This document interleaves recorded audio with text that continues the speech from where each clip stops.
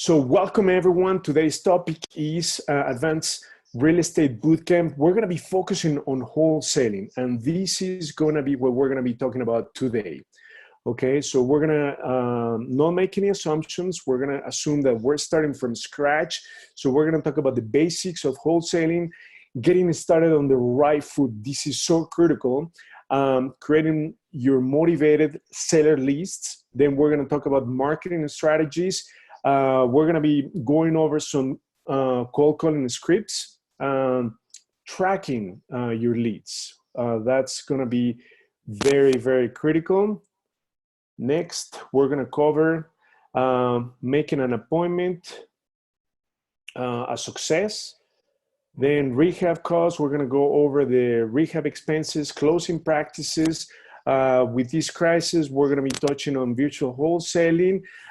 So this is the roadmap that we're going to take you on today. Usually in real estate, you pretty much have only 3 exit strategies, right? So the first one is going to be the wholesale. This is the exit that I want to take you on today. Last month, we did rental, and then you have the fix and flip. But today we're going to be focusing on the wholesaling. So we're going to be taking the first exit, okay? Identifying hot markets. We're going to be accessing hot deals. We're going to analyze them quickly, and then we're going to, boom, take the first exit on wholesaling, okay? So having said that, let's talk about the basics. So what is wholesaling? Okay, wholesaling is when you have a property on the contract and you are going to assign the rights of that contract to somebody else, okay? So the assumption is that in this case, you have a property on the contract with the seller for $90,000, and then you're not buying the property. What you're gonna be doing is you're gonna be wholesaling or assigning the rights of this contract to an end buyer. We call that a cash buyer usually, and you are going to make the difference. So in this case, you've got it on the contract for $90,000, you're gonna wholesale it for $100,000, so your assignment or wholesaling fee is gonna be $10,000, okay? That is just the basic, simple concept of wholesaling. Next. So to be able to successfully wholesale a property, you need 5 components, okay? So number 1, you need a consistent flow of seller leads, okay? And we're gonna go in depth in each single one of them. Number 2, you've gotta be able to figure out an accurate ARV. Number 3, you've gotta figure out the estimates for the repairs. Number 4, negotiate. You've got to try to get it on the contract for as low as possible. Finally, you've got to market the property and have great buyers buy your contract. Okay, so these are the 5 components that are required to do a successful wholesale transaction. Okay, so now we're going to talk about the pros and the cons of wholesaling. So these are the pros of wholesaling. Quick money. So as I showed you in the roadmap, it's going to be the quickest exit when you get into real estate, okay? Because we have 2 more exits, buy and hold and fix and flip. Those are a little bit more entailed because you do have to buy the property, okay? So these are the pros. Lower risk. So your risk on wholesaling is a lot lower compared to buy and hold and fix and flip. You can turn this into a business fairly quickly, okay? So you can become a wholesaler overnight. Number 4, you don't need much money up front, okay, to start doing wholesaling. And then low risk. Why is this a low risk, okay?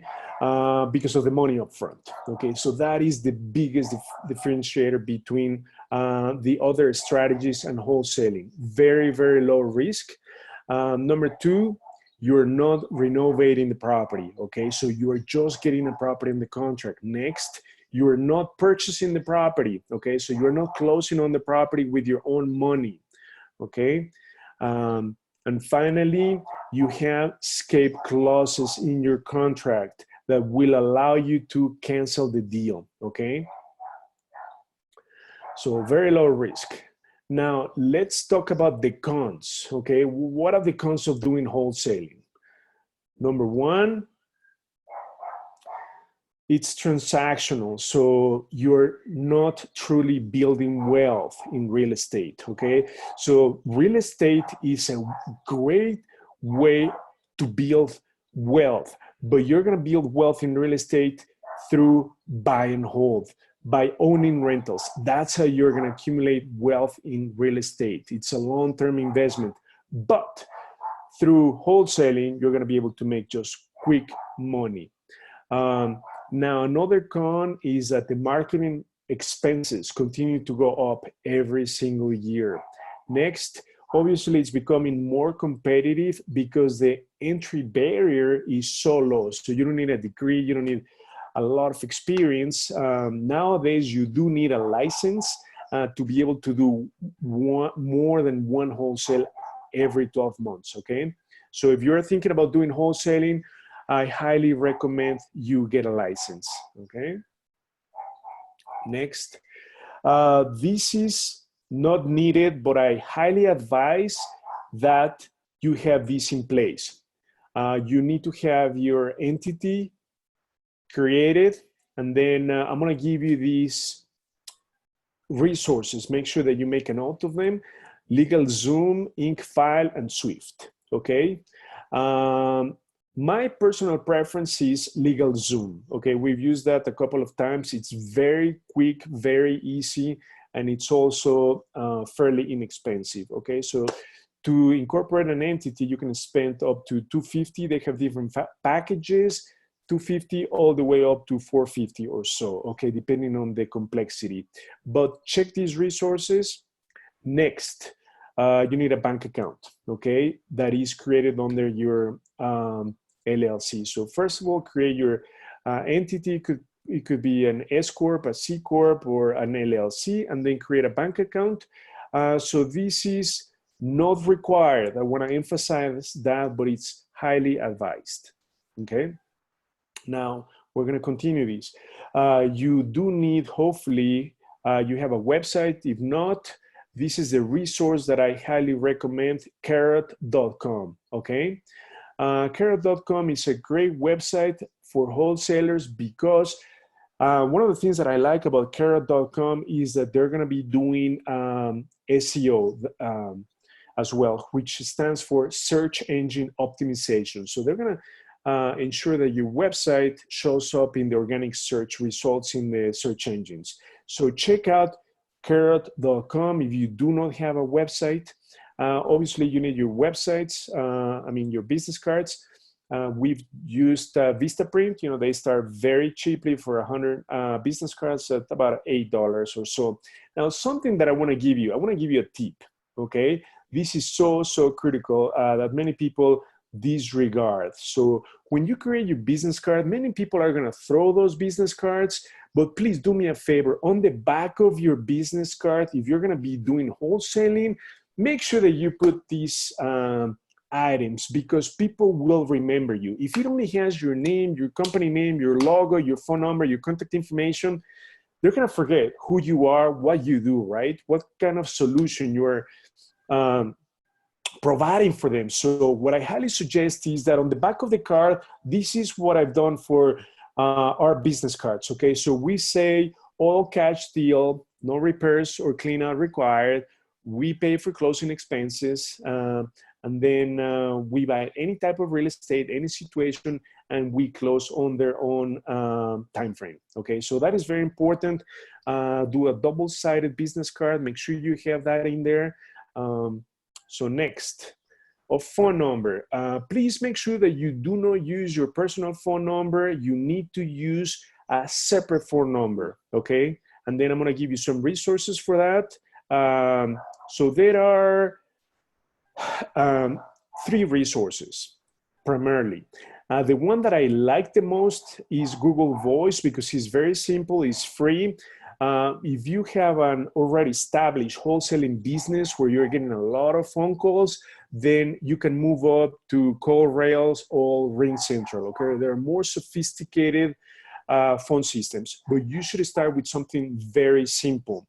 Remember, simplicity is the most sophisticated thing that you can do, okay? So I would suggest to use Google Voice. So these are, again, not required, but I highly advise that you do these because they're gonna simplify your life, they're gonna make you look professional, and they're very, very inexpensive, okay? Okay, so now, common sellers and situations, okay? One of the main things about wholesaling is that you have to have a constant lead pipe of leads, okay? So these are some of the common situations that people are encounter in their lives, and they become a lead pipe for you as an investor or wholesaler. So tax delinquencies, probates or inherited properties, pre-foreclosures, costly repairs, properties that, are in need of heavy repairs, bad tenants, so landlords who are getting sick and tired of owning rentals because they have a lot of turnover. They're just sick and tired of being a landlord. Empty nesters, right? So their children left, so they're gonna downsize. That's also a great lead pipe. Out-of-state owner, tired landlords, which goes along with bad tenants, vacant properties. So these are some, I'm gonna just leave these on the screen for a few seconds. These are some of the most important lead pipes. Now, out of these, I'm gonna tell you what my favorite are, okay? I have two favorite ones, and that is number 2 and 3. Probates is inherited properties and pre-foreclosures, okay? And I'm gonna tell you why these are my two favorite ones. Because to do a successful wholesale transaction, you need two elements. One of them, you need equity, and number 2, you need motivation. So these two categories, probates or number 2, inherited property, and pre-foreclosures, you're gonna find those two elements. We're gonna be able to find a lot of equity, especially in category number 2, probates. Those are inherited properties that are, many of them, a big percentage, over 70% of the properties in probates are free and clear, okay? So they don't have any mortgage. So you have a lot of equity, and these are people who, they just don't really care about the property, right? They just wanna cash out. So that is, I would say, my number 1 lead pipe, probates. My second number lead pipe is pre-foreclosures. These are people who are in the foreclosure process. They have fallen behind the mortgage payment, and many of them have a lot of equity. And guess what? If they don't do anything to fix that situation, guess what's gonna happen? They're gonna lose the entire thing, meaning the property, the equity, and they're gonna ruin their credit. So that is why this is by far also my second important lead pipe for wholesaling. Okay, let's move on to the next.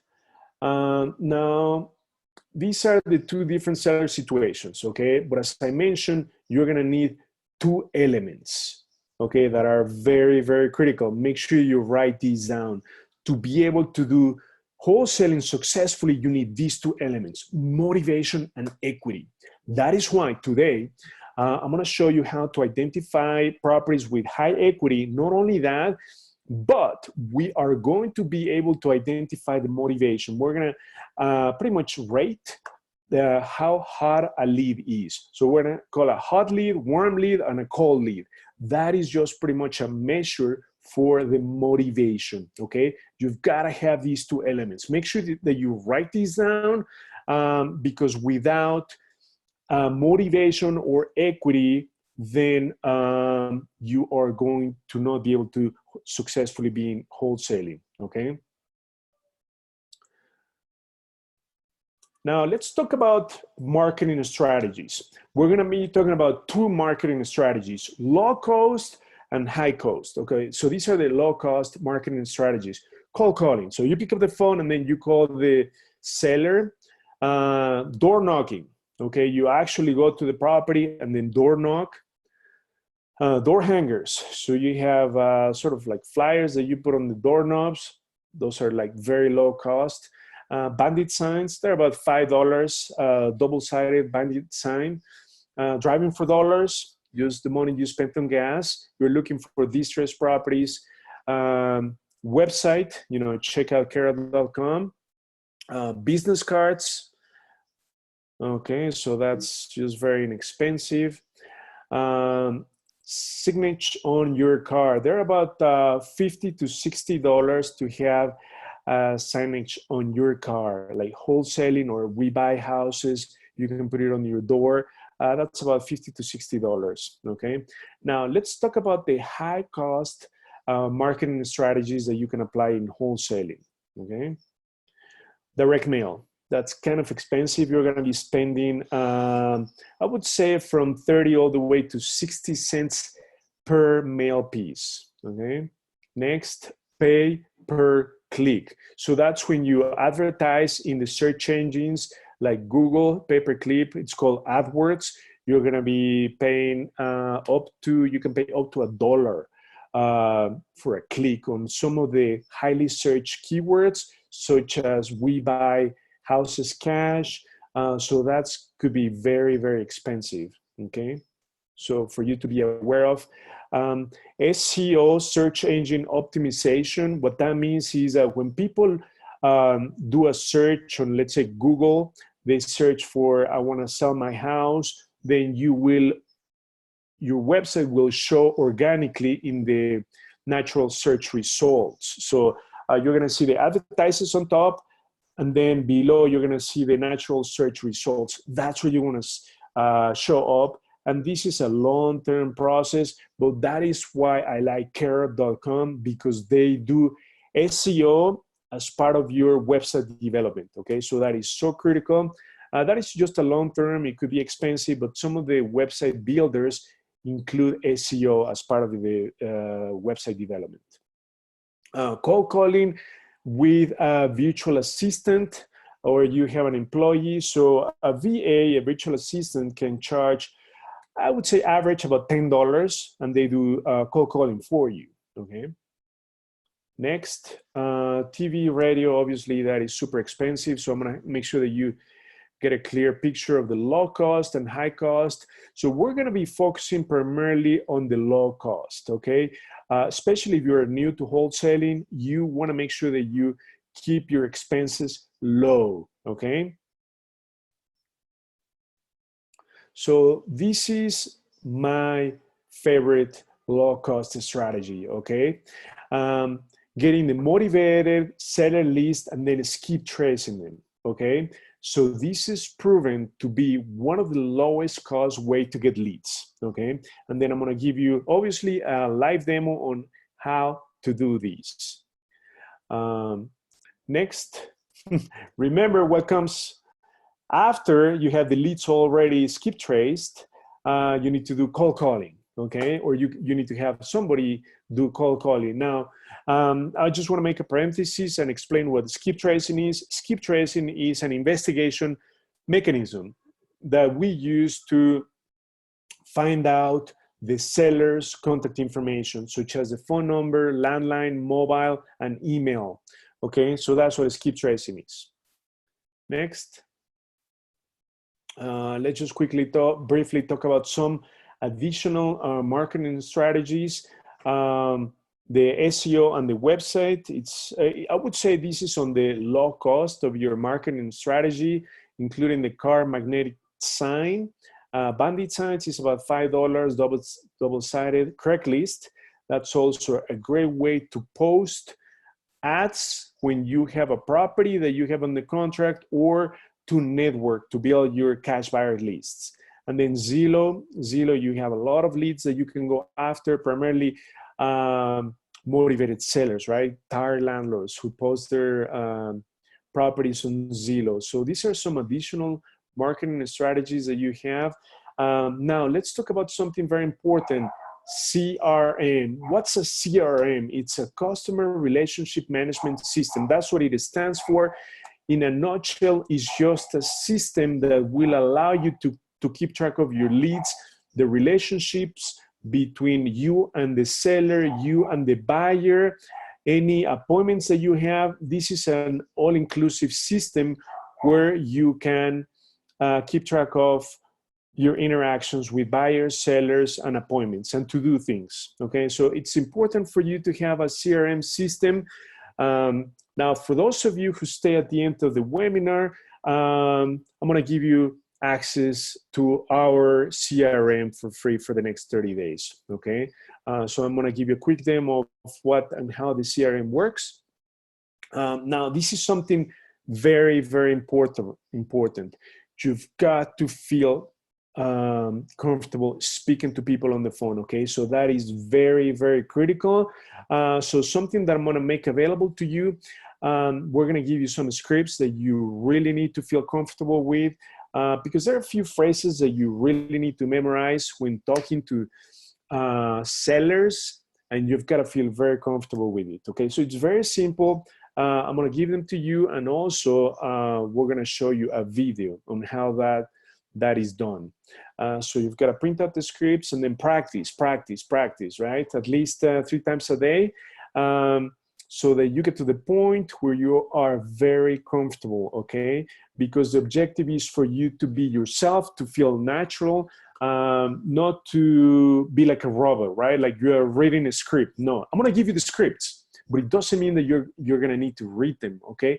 At the beginning, you may need to, but ideally you're gonna memorize them because the scripts are so simple.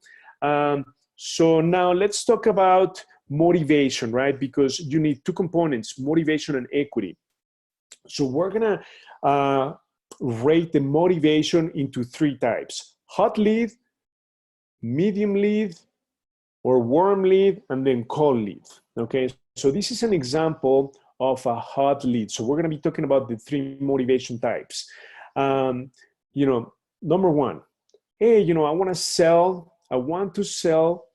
to the first person who gives me an X amount of dollars, right? So this is the statement coming from the seller, okay?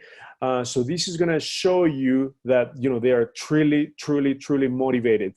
So you've got to listen to the seller. This is how you're gonna be able to identify their motivation, okay? How motivated they are. So yeah, you know, I'm gonna sell to the first person that gives me, let's say, $70,000. So this is a hot lead, right? So we're gonna rate this as a hot lead. Or somebody else is gonna tell you, well, my house is going to foreclosure in a couple of weeks. That's something who is extremely motivated, right? So I've got to do something, otherwise I'm gonna lose my equity, my house, ruin my credit. That is why, you know, foreclosure is one of my favorite lead types. So we will rate this as a hot lead, okay? You really need to take action. You've got to take this as a high priority. Then somebody's going to tell you, well, you know what? I really need to sell my house in 2 weeks for whatever reason, right? Any financial distress, anything, any panic that they are having, that they really need the cash, right? Another one, they may say, well, I don't want the realtor to list my house. I want to sell the property for cash, okay? So that is also a way for you to distinguish that somebody is really motivated to sell the property.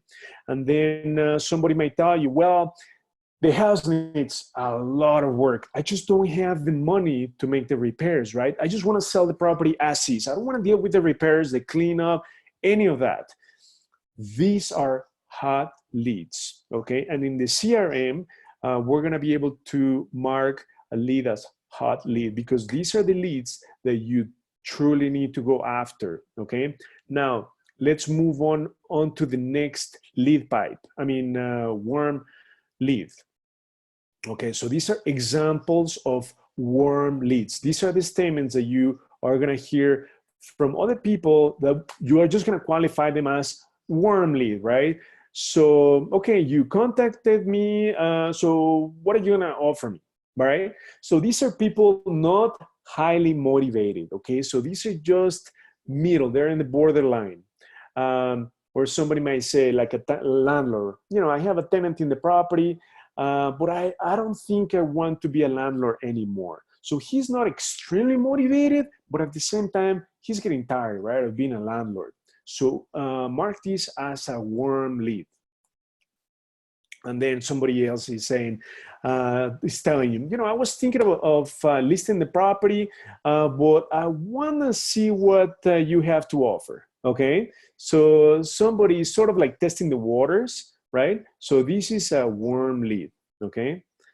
Now let's talk about cold leads. So these are people who are not really motivated. Okay. So your wholesale is not going to happen when you encounter these type of people. So they say, I never thought about selling my house, but you contacted me. So what is it that you have to offer? Okay. You see the difference compared to the warm or the hot lead. A hot lead will say, well, I've got to sell my property. I don't have money to pay for the repairs. I'm in foreclosure. In 2 weeks, my property is going up for auction. I don't want to list my property. I want the cash right now. You see the difference? Unlike somebody that says, oh, well, you're going in touch with me. Yeah, sure. What do you have to offer? I mean, just make me an offer. Does that make sense? So we're going to rate these as cold leads. Somebody's just going to tell you straight out, I'm not selling my house unless you give me like a cash offer, I want retail price or above retail. So here you're getting the feeling that somebody's not going to sell the house, right?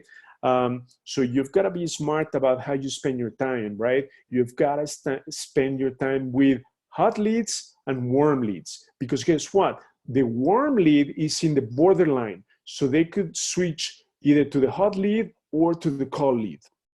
Okay, so you've got to be in touch. Obviously, hot leads first, and then warm leads, cold leads, keep them in the CRM. And in this crisis, this is where you're going to need to call also the cold leads, because then things might have changed in their life. So we're going to need to be in touch with them. Somebody else is going to say, well, I'm not ready to sell right now, but maybe in three to 6 months, I'm willing to sell my house. It's a cold lead, okay? So don't waste your time with these people. Cold leads, you've got to put them in the back burner, okay? Now, setting an appointment. This is so critical. That is the entire purpose of your conversation when you get in touch with a seller, making an appointment. So you've got to build rapport, and then we're going to give you the script, okay? So you've got to utilize the script so that the main objective of your phone call is to make an appointment. So this is the script. I just have it on the screen, okay? That it's a PDF. We have a PDF. We're going to send this to you, make it available to all of you. But this is what the script goes, right? So whether you return a phone call or the inbound call, right?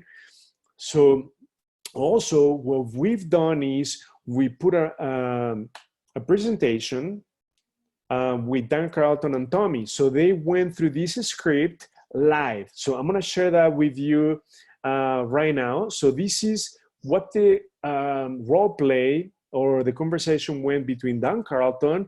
He played the role of the wholesaler, and then Tommy, he played the role of the seller. So this is what the conversation was like. And in fact, what I'm going to do now is I'm going to share the link of that conversation, okay?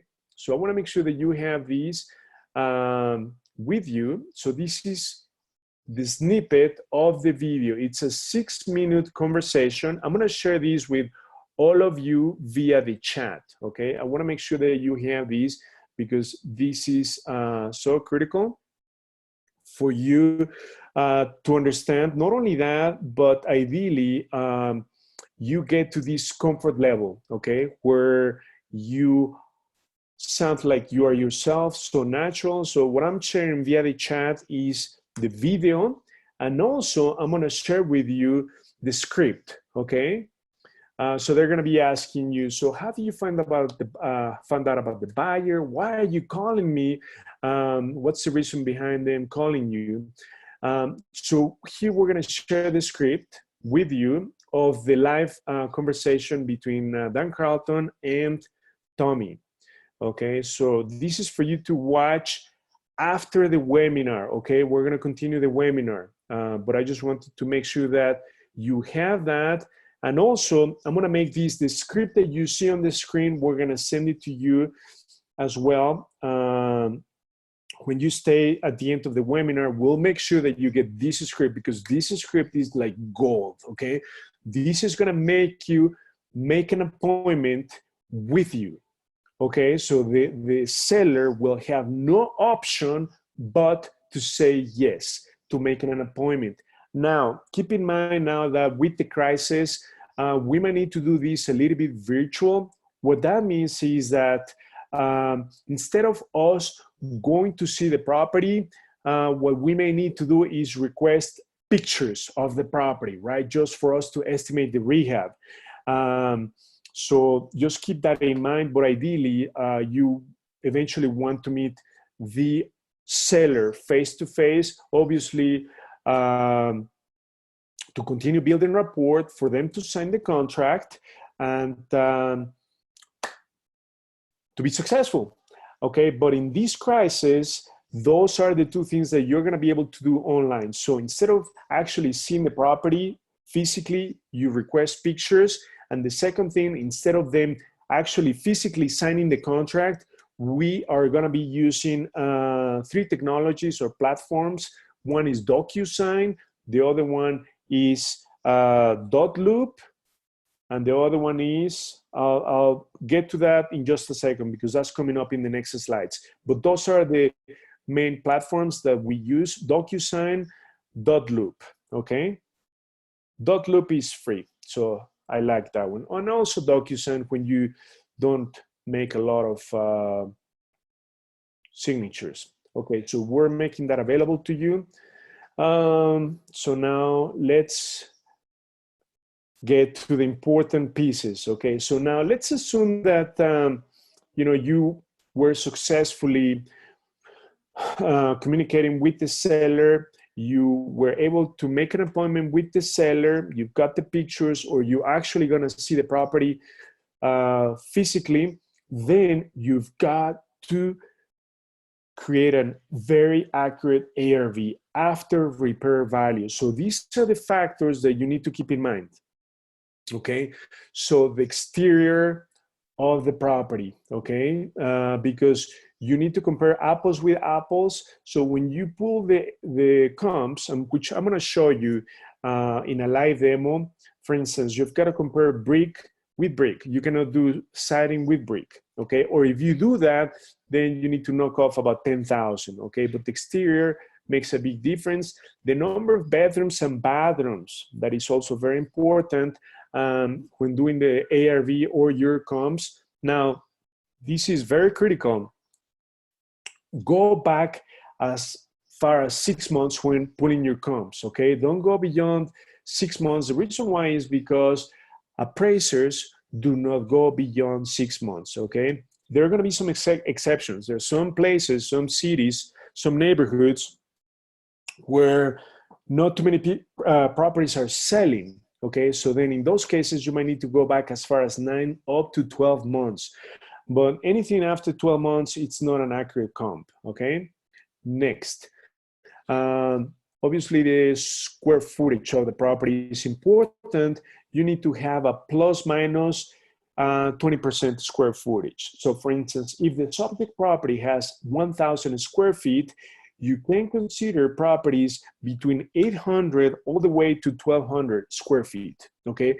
Plus minus 20% of the size of the property by the square footage, okay? So I'm gonna leave this in, again, for you to fully understand. And when I give you a live demo, we're gonna take these factors into account, okay? When computing the accurate ARV.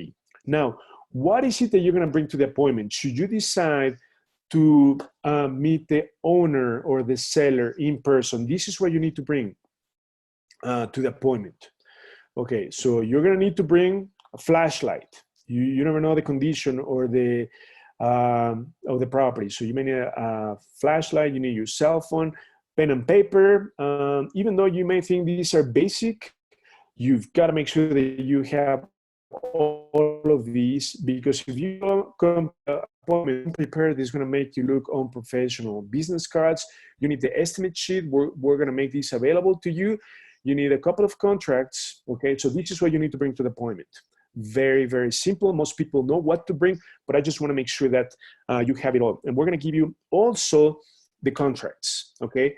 We're going to give you two contracts. The contract that you're going to sign with the seller, and also the contract that you're going to sign with the end buyer, okay, or the assignment contract. So we're going to give you both of them for those of you who stay at the end of the webinar. Okay, so next, listen, I cannot emphasize this enough, okay? When you are at the property or when you are building rapport with the seller, your most important skill is going to be listening, okay? You've got to understand what the seller is trying to accomplish, because we are a problem solver, okay? So asking open-ended questions will help you understand exactly where the seller needs to be, and that's exactly where we come into the picture to find and give them a solution, okay? So listen, listen, listen. That's the name of the game. Now, calculating the offer. This is the only slide where you really need to pay attention, and do me a favor, pull your calculator on your phone, okay? Because this is the only time that you're gonna need some math, some numbers, okay? And this is so critical, okay, for you, because this is gonna determine your profit if you are gonna be able to make a successful transaction wholesaling. Okay, so this is how you're gonna compute your offer, because many investors fail to make a fair offer to the seller, or they just don't know how much to offer, okay? So I wanna make sure that you don't make that mistake. So this is the formula. You're gonna take the ARV that we computed, the after repair value, okay? So we're gonna be comparing properties with similar exterior size, but that have been rehabbed, okay? So we're gonna take that ARV, we're gonna multiply that times 70%, or 0.70, and then we're gonna subtract the repairs. That's your max allowed offer. Now, when you sell the deal, so here, we're gonna give you an example, okay? So you better understand this. So let's assume that we have a property on the contract for 100,000, okay? So the formula is we're gonna multiply 100,000 times 70%. So 70% of 100,000 is 70,000. We're gonna subtract the repairs, in this case, 30,000. So the most you should offer is 40,000. Now, your assignment fee, it will typically at least be 5% of the ARV, okay? So in this case, if the ARV is 100,000, you need to make at least 5%, okay? So in this case, just multiply the ARV times 75% minus the repairs, and then it gives you 45,000. So the difference is pretty much 5,000. That's gonna be at least your assignment fee. Obviously, there are gonna be many deals that you might get on the contract for so low that you're gonna be able to make more than 5,000 on each assignment. So it depends on a per case basis. So let me give you an example. Let's say that you get a property on the contract for 40,000, but the ARV on the property is 150,000, okay? So in that case, your assignment fee shouldn't be only 5,000. In that case, you can command 15 up to 20, 25,000. Why? Because you got the property on the contract for so low, okay? So that is something to keep in mind. Depending on the spread that you have, you're gonna be able to come up with your assignment fee. But just as a rule of thumb, at least 5% of the ARV, okay? So please just remember this formula, ARV times 70% minus the repairs. That's how much your offer should be, okay? Now, I'm gonna explain briefly why we multiply these times 70%. What's the reasoning behind this 70%? Did we just make this up? Because everybody talks about, well, why 70? Why not 80? Why not 60? I'm gonna tell you the secrets behind why. Because you are not buying the property to do a fix and flip or a buy and hold, right? So you are just getting the property in the contract, but you need to assign the rights of the contract to a flipper or to somebody who's going to do a buy and hold, right? So you need to allow meeting the bone. So the rule of thumb is the flipper, right? The flipper needs to make at least a 20% return. So when you take into account the 20% profit for the flipper, you also need to think about a 10% carrying cost, holding expense, and closing expenses. Okay, that's 10% of the entire transaction.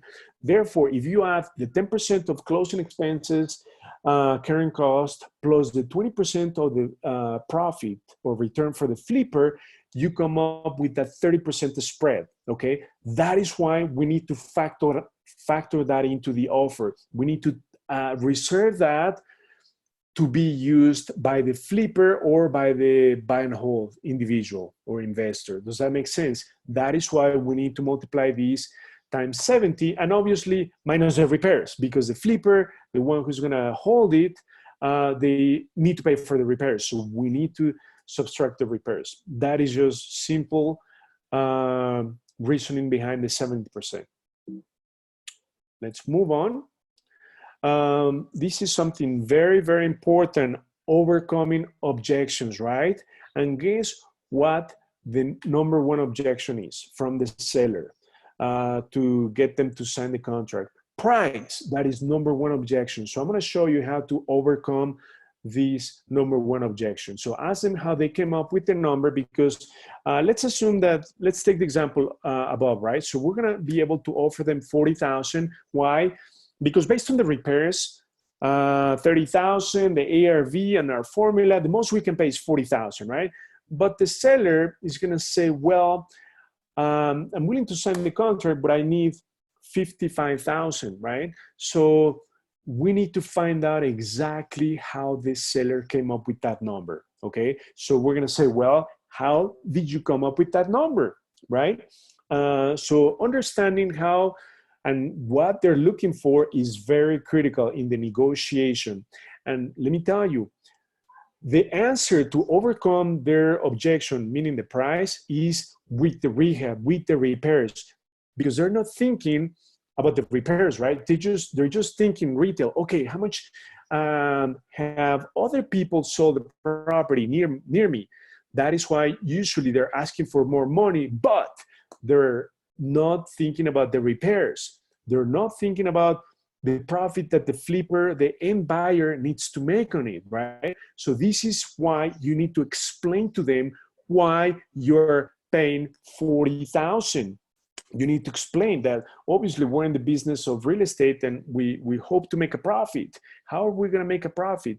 Well, when we sell the property, when we fix and flip or buy and hold, we need to make the repairs, and then a profit needs to be made, especially on the flip side, which is typically 20%. So by explaining to them how you came up with the 40,000 is going to give you a step ahead of any competition, okay?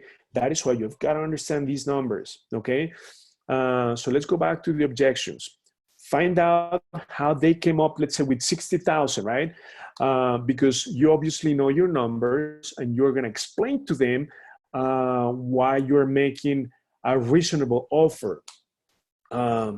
Now, also something that they forget is that if they work with a typical realtor, guess what?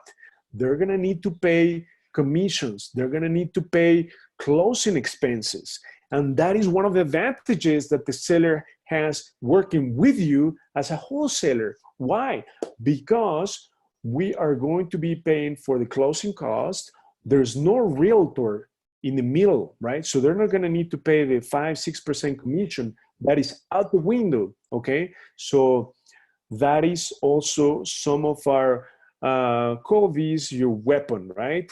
To justify your offer. Listen, you know, we're not putting you're not paying a commission. You're not paying for any closing costs. We're closing on your time frame. Not only that, you don't need to worry about any cleanup, any repairs, as is. Okay, so that is something critical to overcome the objections. But remember, stress on the repairs, because sometimes owners don't have a good understanding what it costs to make the repairs for the rehab, okay?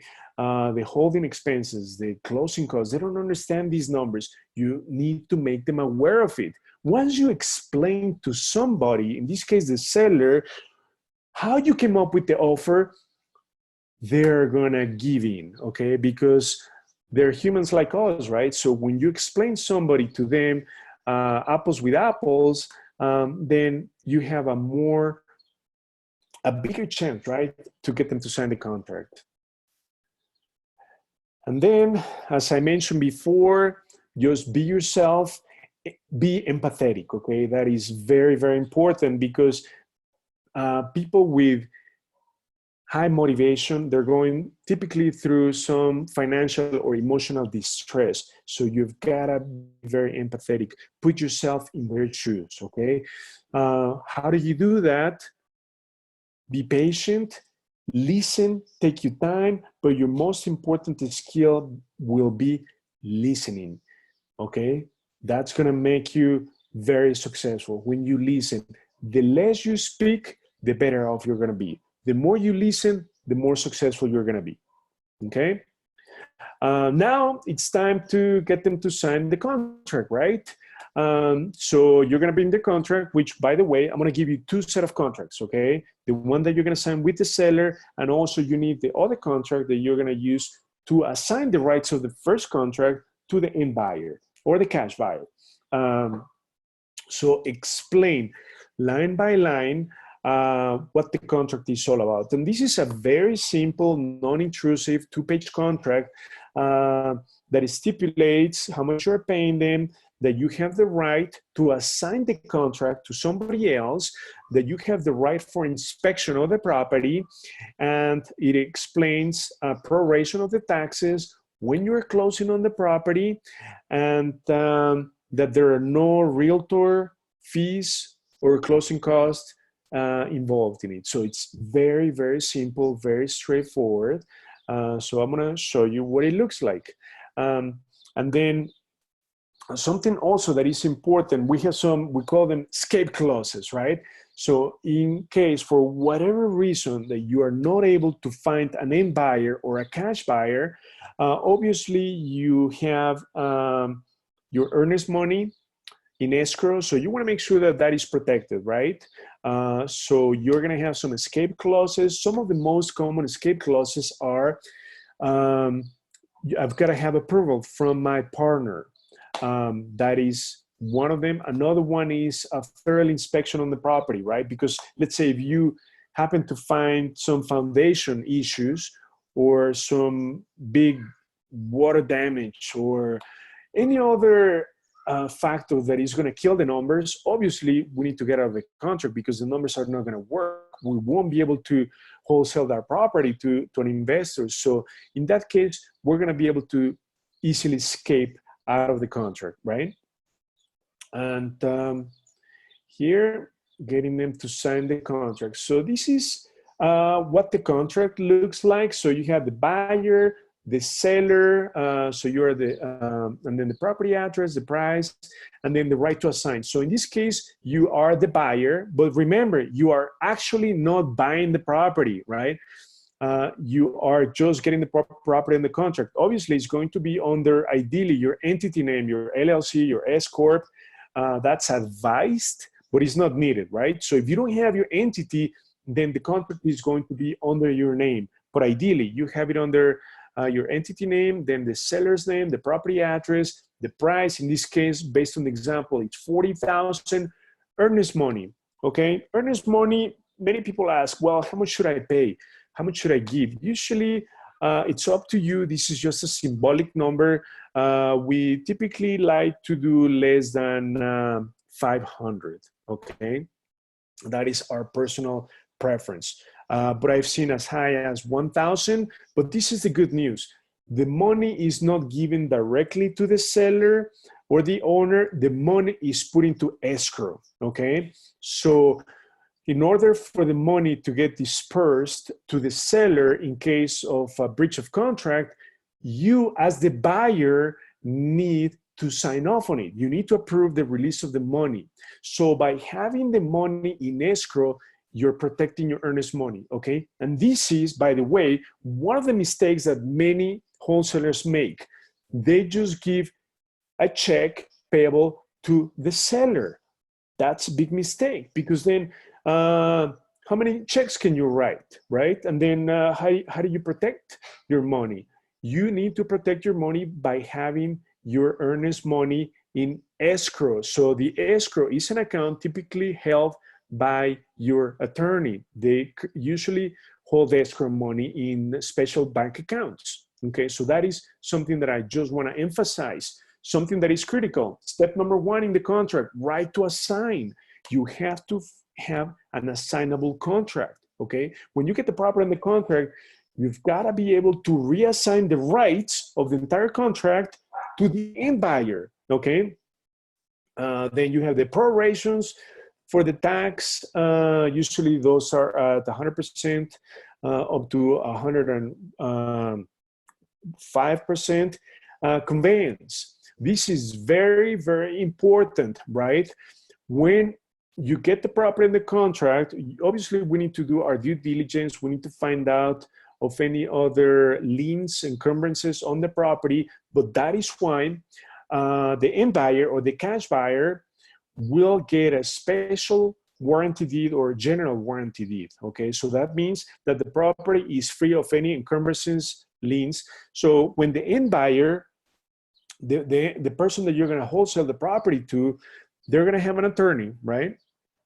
And that attorney is going to do a title search. So what the title search is pretty much, they want to make sure that the property is free of any liens and encumbrances. And the end buyer will get a special warranty deed or general warranty deed. So what that means is that it's free and clean title, okay?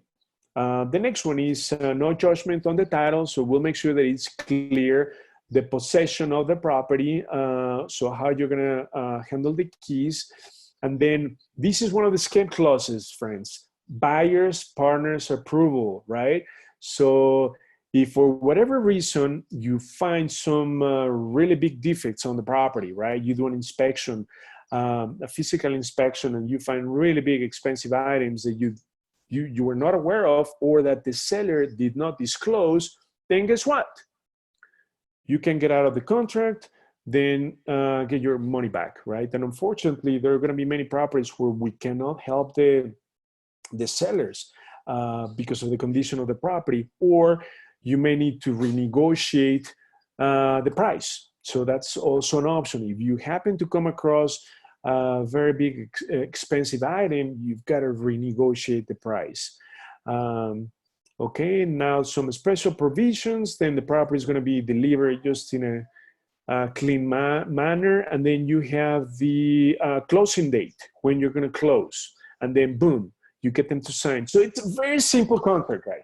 Nothing fancy, nothing out of the extraordinary. We've got to make sure that two things. You have an escape clause, which is the buyer's partner's approval, and that you can assign the rights of that contract, okay? Those are the two main points to take away. Let's move on. Fear of loss. That is just a strategy that you need to learn, that you need to apply when it comes to getting the owner, the seller, to sign the contract. So what does that mean, okay? What it means is that they really need to sign the contract today, okay? So typically what I like to tell the owners is like, So, Mr. Seller, I like you and your property. Where do we need to be to make this work? Because today I have other 2 appointments, and unfortunately, I can only commit to 1 property. So if I leave today, I cannot guarantee that my offer is still on the table. So where do we need to be to make it work? Does that make sense? So that's the fear of loss. Like, you know, you're putting the offer on the table, but at the same time, if you leave, you walk out the door without them signing the offer, the deal is off the table. Does that make sense? So one of the mistakes that investors or wholesalers make is that, okay, Mr. Seller, this is my offer, 40,000. Just think about it and let's touch base tomorrow. No, you never want to do that. You don't go without them signing the contract. That is the whole objective, right? To get them to sign the contract. So you've got to apply the fear of loss. Listen, I like you and your property, but unfortunately, I cannot commit to more than 1 transaction. I have 2 other appointments after yours. Where do we need to be to make this work? Because as soon as I walk out the door, unfortunately, my offer is off the table, right? So they might say, well, you know, I need to get my attorney involved. Okay, fine. Can we get them on the line? So you're going to overcome any sort of exception by getting the attorney on the line. But something that is very critical, friends, when you go for the appointment, you have to talk to the decision maker. That is so critical. And let me tell you something. Sometimes the owner of record, let's say, is the husband. But guess what? Do you think the husband is the decision maker? Not 100%. It might be the wife. Even though the wife might not be on title, she might be the one calling the shots. So you've got to need to make sure that both the wife and the husband are present. So you need the decision maker, because when they give you objections, then you've got to overcome them, but you need the decision maker there, right? If they mention like the attorney, fine, let's get them on the line. So that is why you've got to listen, right? And be able to overcome the objections by putting the fear of loss. I love this strategy. Now, next. How to get your wholesale deal in front of thousands of cash buyers instantly, right? Because let's assume that we got the property on the contract. So now what's the next step, right? So you need obviously 3 elements to do a successful wholesale deal. You need the lead, which we already have. We need the contract, which we already got it signed for, let's say 40,000. But now we need the cash buyers, okay? Now, listen carefully to what I said and what I wrote. Cash buyers, okay? I didn't write investors, because this is one of the mistakes, many mistakes actually, made by wholesalers. They wholesale their deal to an investor, okay? You want to wholesale the deal to a cash buyer. I'm going to tell you the difference. Investor, the investor needs meat in the bone, right? Like the flipper, the buy and hold will need meat in the bone. However, cash buyers, those are the people who are used to paying retail prices for MLS properties. So they pay high prices. So ideally, you want to wholesale your property to a cash buyer. Why? Because your finder's fee is not going to be $5,000. It's going to be a lot more when you wholesale your deal to a cash buyer. If you wholesale the deal to an investor, guess what? They're just going to pay you a finder's fee, $5,000 to $10,000. But the top wholesalers wholesale to cash buyers. So the question is, how do you get your wholesale deal now in front of thousands of cash buyers? Let me show you. So you don't need to send out postcards, right? Because remember, direct mail is very expensive. You don't need to go to endless RIA meetings or meetups. It takes too long, forget it. You don't need to put up bandit signs. It's expensive, takes too much time. You don't need to network, okay, or go to auctions or do any of the heavy listings.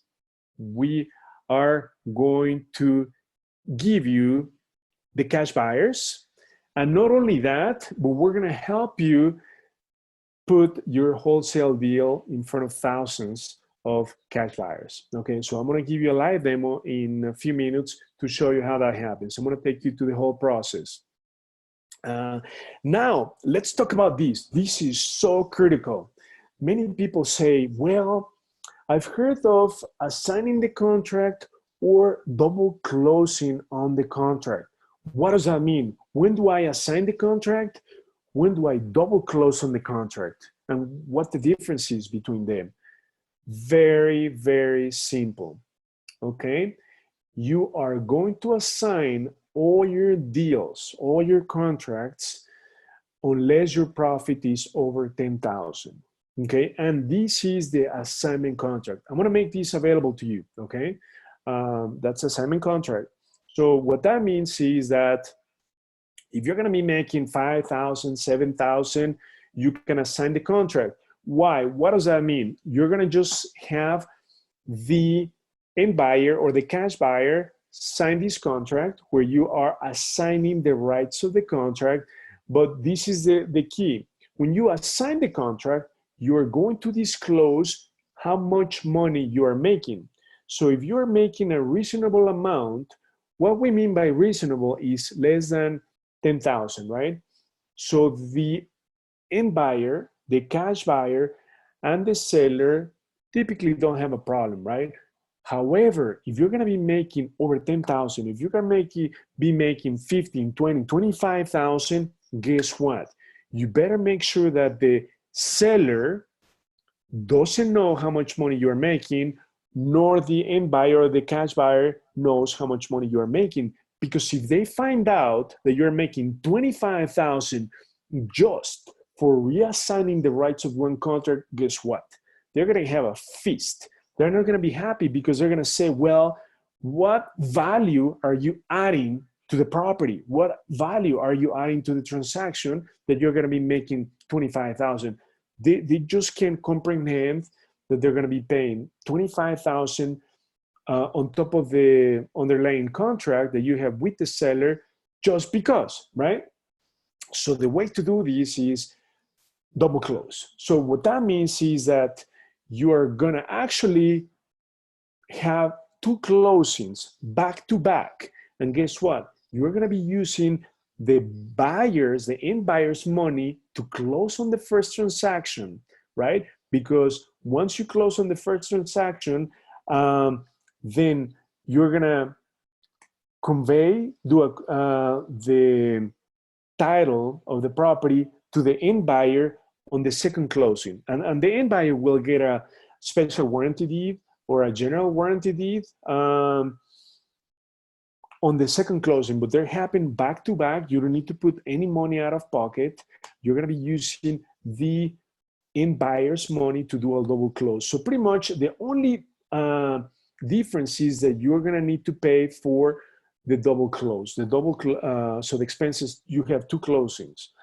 So you're gonna pay maybe 4,000 or 5,000 in closing costs, but that's about it, right? You're gonna guarantee that your deal is not gonna fall through the cracks. Many wholesalers have lost many deals because they're gonna be making more than 10,000, and guess what? They try to do an assignment. So the seller has a feast because they think that they got ripped off, that they should be getting more money. Why will the wholesaler make 25,000 off of his property, right? Just for getting the seller to sign the contract. There's no justification for it. And the investor is gonna say, well, are you adding any value to the property itself? Are you doing any rehab? Are you cleaning the property? Are you doing anything to the property to make 25,000? You're not. So the deal usually falls through the crack. So for this, you really need a great attorney who understands double closing, okay? So we're gonna give you the attorney who can help you with double closing and assignments. That is so critical. You've gotta work with an attorney that understands double closings, okay? That is very critical, and who they work with a great title company, okay? So that is something very, very important for you to understand. But as a rule of thumb, if you're gonna be making less than 10,000, it's just a plain assignment. You use the contract we're gonna give you. If you're gonna make more money, then you need to do a double close, okay? Somebody just mentioned that, you know, wholesaling would be a good way to say that the value was added. So somebody mentioned wholesaling. When we get to the question answers, I'm going to be talking about, you know, the difference of wholesaling, that's the topic of today, and wholesaling. Okay, it's two different things, but we'll cover that in a second. Okay, so that assignment, and then this is very important, guys. That is why I just dedicated a slide for these, and we're going to help you with these. Realtors with cash buyers. So what this means is that after you have your deal on the contract, we are going to find a realtor who's done transactions within a 1 mile radius of where you have the deal on the contract. And guess what? Typically, realtors work with a lot of investors, and many of them are cash buyers. So we're going to be able to reach out to realtors, okay, who are doing business in that location, that neighborhood, who oftentimes work with investors, okay? So this is a great way to market your deal, and many wholesalers ignore these altogether, and that is just an incredible strategy. So we can find out all the realtors who've done transactions in a given area, okay? So all we need to do, and we have their contact information, because we are managing, we're a realtor company, so we obviously have access to all of them, their contact information.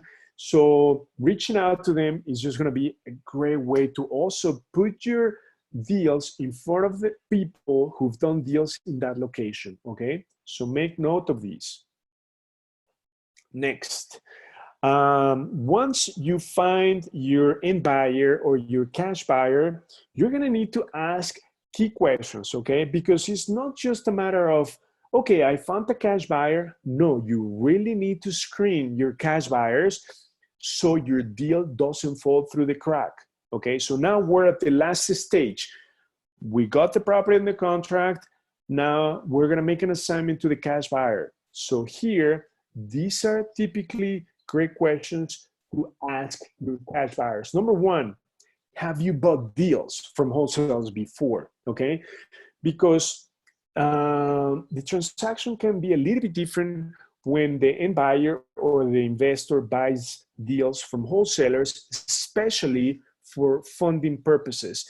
If they're going to be, let's say, using a Harmony lender, some Harmony lenders are not going to finance your finder's fee, okay? They're going to need a copy of the underlying contract, the contract that you have between you and the seller, right?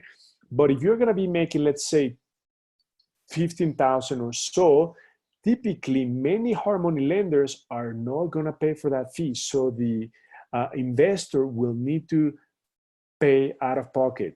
Some lenders do finance the wholesaler's fee. That is why it's just important to ask whether your cash buyer, your investor, has bought deals from wholesalers before. It is very important. Second question is, how many deals a year are you looking to do? Because he might become a long-term client of yours, right? You might be sourcing deals to that client because it might be an investor who's got a lot of money, who's got a lot of goals to build a rental portfolio or do fix and flips. You never know. So that could become a long-term relationship. Don't think as your cash buyer as a one-time transaction. No, they could become your source of sort of passive income if you want to think about it, okay? So understand what their goals are. How many deals are there do they want to do a year? What's their exit strategy? Do they want to do flips, rentals. Find out exactly what they're looking for criteria-wise on their properties. Okay, next.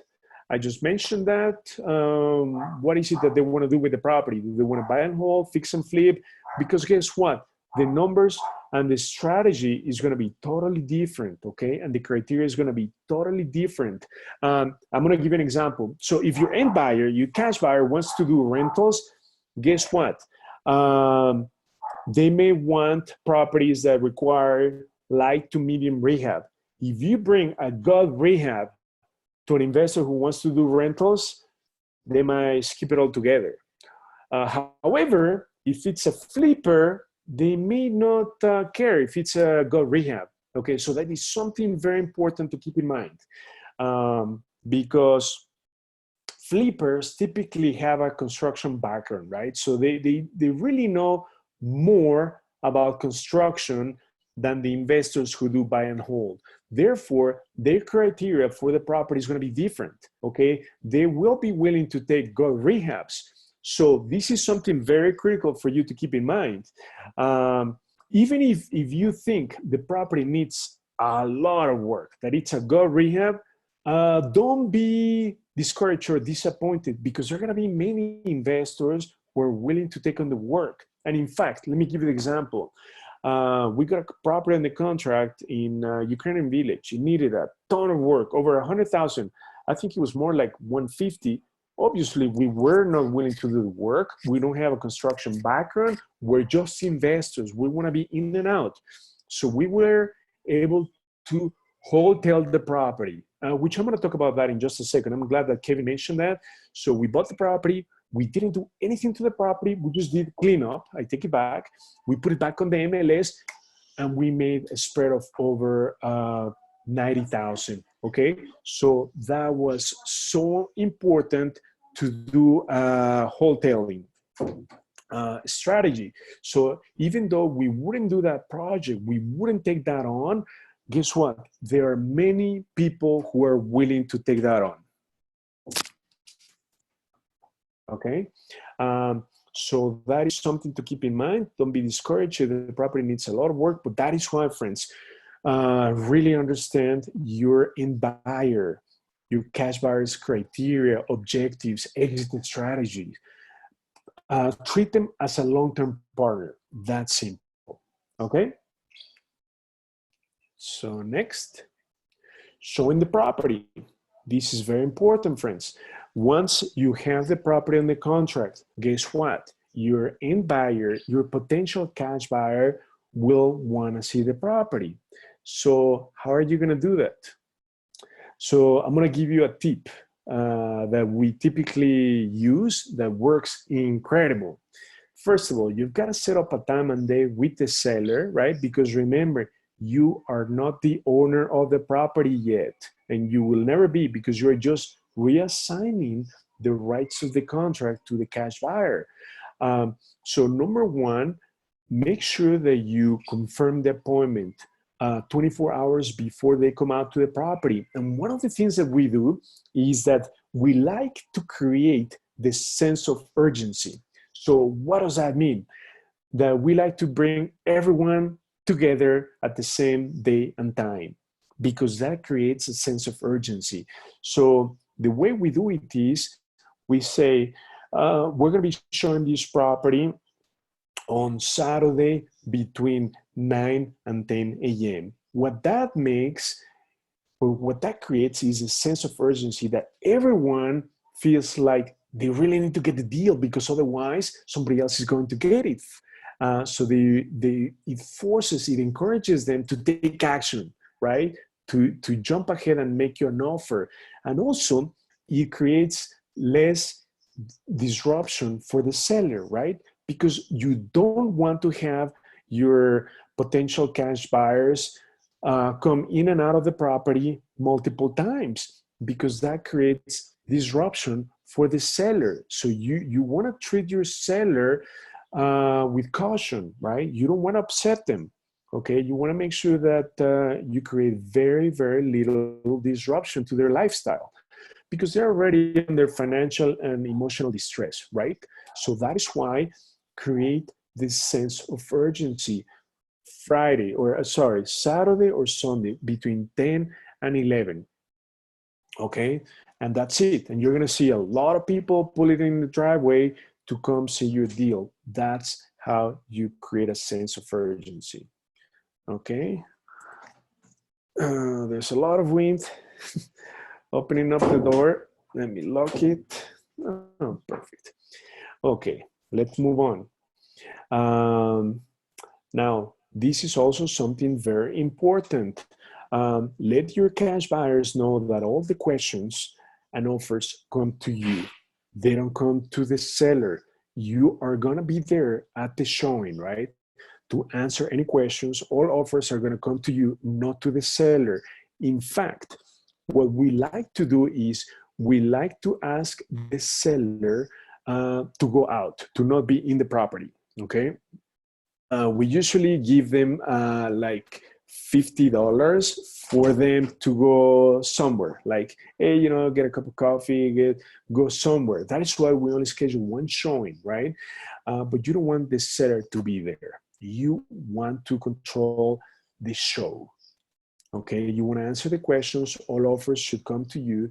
Very, very simple, okay? So please keep this in mind because that's just going to make your life and the sellers easier. And also create that sense of urgency. That is huge. That is huge. You're going to have your potential buyers take action, right? They want the deal. They don't want anybody else to take the deal. Okay, these are just tips that make a huge difference, friends. Getting offers, okay? So the next step is that once you do the showing, make sure that you follow up with every single individual who came to see the property. Or now, because of the crisis, you may need to do this virtually, send pictures, but eventually they will want to see the property and they might bring an inspector, okay? So getting the offers. Here, this is what you need to tell your cash buyers because you have terms that you have committed with the seller, right? So you need to convey those terms to the cash buyer. You're going to say, okay, we need to close on these many weeks. There are no contingencies, okay? So they really need to close. There are no mortgage contingencies, right? They can use private money lending, but there are no contingencies, okay? And then the earnest money is going to be of this amount. So that's something for you to specify, right? Because you don't want people to hold up your property and eventually not buy it, right? You want to make sure that they follow through. Therefore, you really need to control the earnest money. So typically, we like to ask for few thousand. Okay, guys. Sorry, I'm going to leave the door open. So we typically ask for 2,500 up to 5,000 in earnest money. I want to make sure that we deal with serious cash buyers, right? We don't want tire kickers who will just tie up the property, right? So that is very important. You explain the terms of the offer, what they should be, okay? When you follow up with every single person that came to see the property. And then the buyer will pay for both sides of closing costs. That is very important. You want to pretty much transfer those expenses to the end buyer. You don't want to pay both sides of the closing costs, okay? You're going to send those over to the end buyer. So I want, again, make sure that all these terms are laid out to all the investors who came to see the property. So when you get the offers, there's no more going back and forth. It's just a streamlined process. Now, having success with the closing, okay, you've got to use an attorney that understands the process. As I mentioned before, They need to be proficient in doing double closings and assignments. There are many real estate attorneys who do not specialize in assignments or double closings. Please don't use them, and we're going to give you our preferred attorney who is an expert in double closings and assignments, because you don't want your deal to fall through the cracks because you have the wrong attorney, right? Now, what are the things that could go wrong? Okay, that is something very important to keep in mind, so you account for these. Okay, so during the title search, remember, your end buyer will have an attorney, and they will always have to do a title search, because the title search will guarantee that there are no liens, encumbrances on the property. Okay, so there are many cases where even you do your due diligence, they happen to find issues with the property. So let's say they found a lien from the village or from the IRS or from the utility company. Okay, so at that point, the attorney involved will need to renegotiate the price, right? Because eventually the seller will have to satisfy those liens, or you obviously negotiate because the seller doesn't have any money, right? So they don't have to pay for that, but then you need to renegotiate the purchase price. Okay, you may need to offer them less money, or if the lien is not so expensive, let's say it's maybe $2,000, you might need or have your end buyer pay for it. Does that make sense? So these are the things that usually come up, right? Last minute, and there's nothing you can do about it. Even though you do your due diligence, you might not find them, right? And the seller might not even be aware of them, right? But things just come up. But don't worry, these can be negotiated. These can be taken care of by the attorney, by the end buyer. Okay, the closing process. So this is how it works. You're going to send them the contracts to both the seller, which is the owner, and your cash buyer. You're going to provide them with both the seller and the buyer's contact information. So they're going to be in touch. And you will reach out, because you're going to be sort of like the mediator. So you're going to be reaching out to both the seller and the buyer on a weekly basis to get a status on the deal, right? You want to make sure that funding is coming, that everything is in place. If the buyer needed to do an inspection, that the inspection is all okay. So you really need to be on top of the transaction. And then at the end, the last step is just to make sure that, when the attorney or the lender gives you the HUD, just review that, have the seller, the buyer, they sign that, and then you're going to get paid after the deed is recorded, okay? So usually at closing, that's when it happens, right? When you schedule closing. And that's, in a nutshell, very simple, the closing process. But you need to make sure that you're both in contact with the buyer and the seller and the attorney from the buyer, just to make sure that everything is okay, okay? Don't just forget about this transaction. You really need to be in touch, primarily with the buyer. Okay, so now we're gonna go over some quick questions. Do I need to be a licensed realtor? Yes, Illinois requires you to be a licensed realtor if you're gonna be doing wholesales. If you don't have a license, you can do one wholesale in 12 months. Okay, so if you're thinking about doing wholesales as another exit strategy, please make sure that you do get a realtor's license. And in fact, what I personally recommend is for you to do at least 2 exit strategies. Either do buy and hold and wholesaling, or fix and flip and wholesaling. But right now, because of the crisis, flips are extremely risky. They're stagnating. Your flip is going to sit in the market. So right now is not the time to do flips. So I would recommend to do rentals and wholesales. Therefore, please get a license. If you don't have a license, then you need to use a realtor, okay, to help you in the transaction. Because in Illinois, it is mandatory for wholesales to be supervised by the state. Therefore, they need a licensing. If you don't have a license, just get a realtor who is familiar with wholesales, okay? Now, do you need an LLC? No, but I highly recommend that, okay? For two main reasons. One is for asset protection. Number two is for tax benefits, okay? Always use an entity. Now, do you need a different phone number? No, but again, I highly advise that you use a different phone number. My personal suggestion is to use Google Voice, okay? It's free and very simple to use. Should I use a CRM right away? You don't need to use a CRM. You can use pen and paper. You can use a spreadsheet.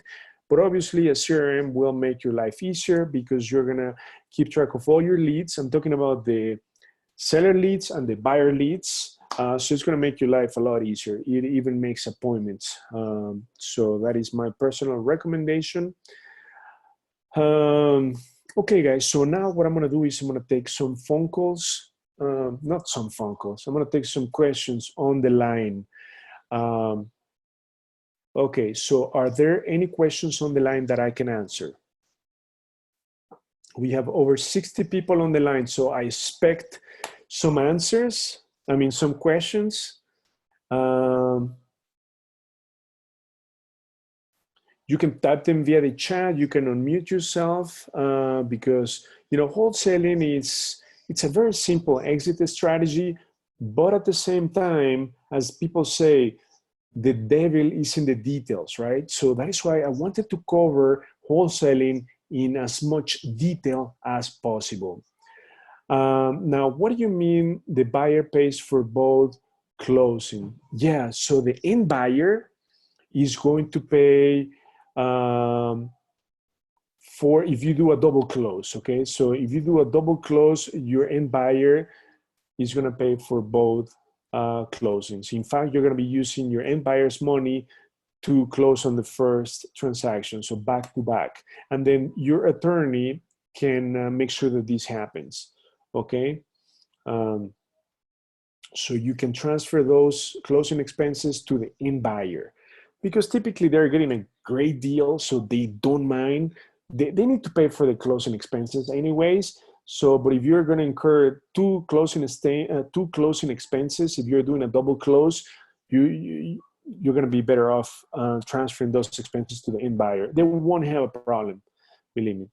Can I use a realtor with a license from another state? No, they need to have a license from Illinois, okay? Because let me tell you, in other states, they do not require a real estate license to do wholesales. Therefore, if let's say somebody from California, where you don't need a license to do wholesales, wants to do wholesaling in Illinois, that's not going to happen. So they do need to have a license in Illinois if you're going to be doing deals in Illinois. Now, what should typical closing time be on contract with the seller? Typically, if it's a cash deal, I like to make it at least 30 to 45 days. Just to give them enough times. So 30 to 45 days, okay? Now, who do you contact for private properties? How long does it take to get a license? To get a license, it might take you like 3-4 months. You do the online courses, take the test, the national test, the state's test, and that's it. Now, another question is, how do you contact the private properties? I'm going to give you a live demo next. I just want to make sure that so far I've given you so much information that before we move on to the live example, I answer all your questions because I want to make sure that everyone is on the same step. How many days? how many days? I don't understand, Angie. How many days for the closing?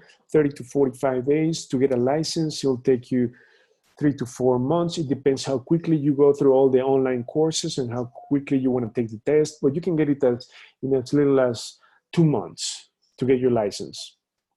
Okay. And then the school that I recommend is Real Estate Institute. Institute.com. Realestateinstitute.com. It's one of my favorites institute, and that's in fact where I renew my license from. It's just great. They have in person, they have online. They're just awesome. I love them. So realestateinstitute.com to get your license. Are there any other questions before we do the live demo? Why is the office price calculated ARV times 70% instead of 60% or 80%? Okay, so let me just quickly tell you. The ARV times 70%, this is minus the repairs. That's just the formula for your maxed allowed offer, okay? That is the most you can offer. But your wholesaling fee or finder's fee, that is entirely up to you, but at least it should be 5% of the ARV, okay? 5% of the ARV. And then the 70%, that accounts for 20% for flip profit plus 10% of carrying cost or holding expenses. What is the typical realtor's fee for doing a wholesale deal? They typically charge 2 to 3%, okay, of the purchase price. Any other questions before we jump into the live deal? So everything that I gave you today, I want to put it all together in a live demo, okay? Now, how do you know which realtor has done cash deals? Okay, so the way to know, we can find that out for you because we know the transactions. We can look them in the MLS, all the transactions done by realtors, and there's a field in the MLS that says financing, and it says cash, right? So we can know how many cash deals a realtor has done, okay? It's very easy. We can pull that out from the MLS. We can help you with that. If you're curious, if you have a realtor, we can find out how many cash deals that realtor has done. Any other questions before we? Yes, one last question. Yeah, Donna, go ahead. Who do you contact for probates? Probates, that's part of the live demo. That's what I'm gonna do, live demo right now. Oh. And we're gonna cover probates. Okay, so are you guys ready for the live demo? So we're gonna put everything together. We're gonna summarize everything we've done right now in a live demo. Are you guys ready? Perfect. So everyone is ready, no further questions. And then towards the end, if you have any questions, then you can jump in, okay? So this is what we're gonna do. We are going to jump into ChicagoDealVault. Let me log in, and then we're gonna quickly summarize what you need. Okay, so to be successful in wholesaling, you need 3 things, okay? In a nutshell. You need the lead or the seller, you need the contract, and then you need the cash buyer, okay? Now, in more details, you also need to come up with an accurate ARV, okay? And then you also need to understand your rehab expenses. So those are some of the 2 intricacies that you need to understand to do a successful wholesale deal. But we're gonna start step by step. So in ChicagoDealVault, we're gonna give it all to you, okay? And then we also have a CRM that we're gonna give you access to. So first of all, the 2 most important lead pipes for wholesaling, in my opinion, is probates, number 1 by far. Okay, so what's a probate? A probate is when somebody dies, the heirs inherit the property, and the heirs usually don't have money for the repairs. They don't want to know anything about the property. All they want is to cash out, okay? They want to pay the creditors, and they just want cash. That is why that is one of the hottest lead pipe. 2 reasons. You're going to find, remember, You need equity and motivation. And probates, usually when people pass away, they've owned the properties for so many years that they have little to zero debt on the property. So they're free and clear, okay? Which is what you need. You need a lot of equity. And number two, you need motivation. And you do have the motivation because the people inheriting the properties don't want to know anything about the property. They even have, they don't want to know anything about the souvenirs. They don't even want to touch all the personal belongings inside the property, right? So that's where we come into the picture. So probates is number one lead pipe. Probates is the second best. It's right here. So we give you probates. In here, we can filter by high equity. So we can give you the equity. So we know, so we have over 40,000 pre-foreclosures, right? And then I can easily know by filtering by high equity, over 50%, I just do a search. And then we're gonna get thousands, okay? Of we got 4,300. So 4,300 properties, okay? These are leads. So you have the equity, but the question is motivation. Will you have the motivation with pre-foreclosures? Yes and no, because many people who are in foreclosure, they are still in denial. They believe they're going to get out of the foreclosure process. So unless they're very close to losing their home to the judicial auction, they are not so motivated to take action, right? They don't know exactly what's happening. They don't know that they're going to lose the property until it's official, right? When the judge tells them, listen, we're going to give you an auction date and that's it. We're going to auction off your property to satisfy the bank's debt. At that point, they're going to be very motivated. So that is why by far probates is number one lead pipe. So we're going to give them to you right now. So let me give an example how it works, how we're going to find a motivated seller or heir. So what I like to do is I like to filter by county, so Cook, and then something that is very important, friends, real estate. You see this check mark? Yes and no, it is very important because probate, when somebody dies, that somebody may have real estate attached to the probate or not. So somebody may die, but they might not have any real estate, right? So we will only target probates that have real estate attached to it. Does that make sense?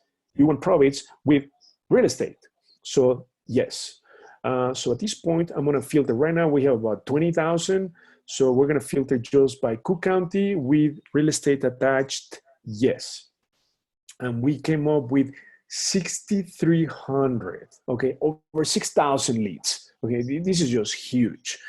Now here, let me just open up one to show you what we're looking for, okay?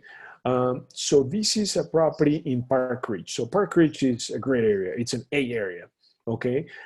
So in here, let me tell you what you're looking for. So this is the person who passed away, Regina. The property address, real estate attached, yes. And they believe in the probate, they specify that the property is worth about 300,000. But we did the ARV on the property on the back end, and indeed, they are absolutely correct.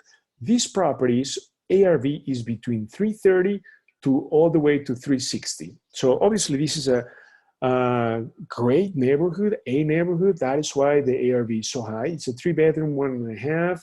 And then this is very critical piece of information. This is the administrator and the attorney. So this is the person you want to contact, the administrator of the probate, Elaine. Okay, this is who you want to contact. And then as a second option, you can contact the attorney. Okay, but I suggest to reach out to Elaine. Now, I'm going to show you these, going into more detail, so you better understand these. Testate, no, and hers or legatees, 3. I'm gonna explain what this means. When the probate has a will, okay? That means that the person who passed away created a will. They specify who the administrator or executor of the probate is. So when it says testate no, that means that it has a will. If the probate doesn't have a will, that's called intestate. And at that point, the judge is going to assign an executor or administrator. But in this case, it seems like the daughter, might be the daughter or somebody close by happens to be the administrator. So this is who you want to deal with. The family or Elaine, they have to hire an attorney to do the filing of the probate, okay? So this is the attorney's contact information, but you need to reach out. My advice is to the administrator. And when you click on the administrator's name, Elaine, boom, we're going to give you their contact information. Now, please be mindful that these people have gone through or are going through a lot of emotional distress. So be mindful when you get on the phone with them. And in fact, you can also do mailings to these people. Usually it takes 3 to 5 months before people, decide to move on. So just be mindful when you reach out to them. In fact, in DealVault, we give you here we have the mailing campaign. So we have a lot of letters, up to 5, that we can do the mailing campaign for you. Okay, so this is a way to reach out to them.